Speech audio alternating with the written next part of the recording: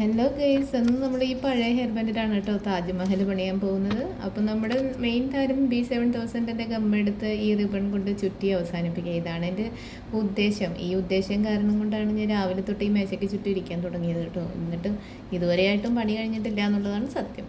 പിന്നെ രണ്ടാമത് ഇങ്ങനെ ചുറ്റിയെടുക്കുമ്പോൾ ഇതിൻ്റെ അസാധാരണമായ നീളം എനിക്ക് ഭയങ്കര ശല്യമായി തോന്നി. അപ്പോൾ ഒരു ഏകദേശം നീളത്തിൽ ഞാൻ ആ റിബൺ വെച്ച് കട്ട് ചെയ്തു ഗൈസ്. അതിനുശേഷം ഞാനിങ്ങനെ ചുറ്റി. പിന്നെ ഈ ചുറ്റിക്കൊണ്ടിരിക്കുന്ന സമയത്ത് എൻ്റെ മനസ്സിൽ പല ചിന്തകൾ കിടന്നുപോയി കേട്ടോ.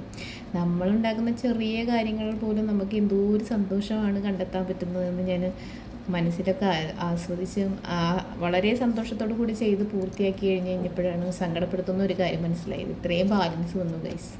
ഞാൻ എവിടെ ചെന്ന് പരിപാടി എത്തിപ്പിച്ചാൽ ഇത് തന്നെയാണല്ലോ വിധിയെന്ന് വിചാരിച്ച് ഞാനത് ഒട്ടിച്ച് കഴിഞ്ഞ് പണി അവസാനിപ്പിച്ചു എന്ന് വിചാരിച്ച് മനസ്സുകൊണ്ട് ആഘോഷിച്ചതേ അടുത്ത അടി അപ്പുറത്തെ വശത്തുനിന്ന് വിട്ടുവരുന്നു.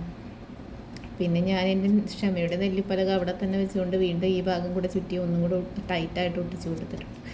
പിന്നെ ഈ ബാലൻസ് കൊണ്ട് നമുക്കിനി എന്തെങ്കിലും ചെയ്യാമല്ലോ എന്ന് വിചാരിച്ച് പൂവുണ്ടാക്കാമെന്ന് വിചാരിച്ചു. പൂവുണ്ടാക്കി വിചാരിച്ച് കഴിഞ്ഞപ്പോഴാണ് മനസ്സിലായത് ഈ റിബൺ കൊണ്ട് എനിക്ക് പൂവുണ്ടാക്കാൻ അറിയില്ലല്ലോ.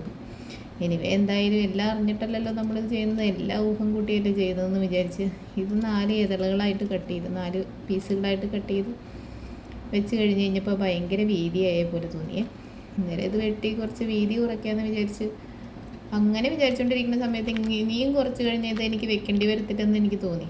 കാരണം നീളവും ഭാഗവും എല്ലാം വെട്ടി വന്നു കഴിഞ്ഞപ്പം ഒട്ടും നീളമില്ലാത്ത പോലെ എനിക്ക് തോന്നി. പിന്നെ എന്തായാലും പൂവിന് ഇച്ചിരി സൈസൊക്കെ വേണ്ടേ.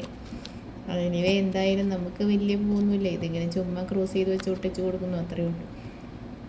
അതിനിവേ ഒട്ടിച്ച് കഴിഞ്ഞപ്പോൾ എനിക്ക് വേറൊരു നഗ്ന സത്യം മനസ്സിലായത്, ഇത് പൂവിൻ്റെ പോലെ ഇരിക്കുന്നില്ല കേട്ടോ. ഇത് നമ്മൾ ചിത്രത്തിലൊക്കെ വരയ്ക്കണ തെങ്ങിൻ്റെ മണ്ട പോലെയാണ് എനിക്ക് തോന്നിയത്. എനിവേ ഞാൻ കത്രികയൊക്കെ എടുത്ത് കുറേ ശ്രമിച്ചു നിവർത്താൻ. പക്ഷേ മാരാരിരിക്കണ തട്ട് താണു തന്നെ ഇരിക്കുന്നുള്ള വാശിയിലാണ് നമ്മുടെ ഈ റിബൺ തന്നെ ജയിച്ചു.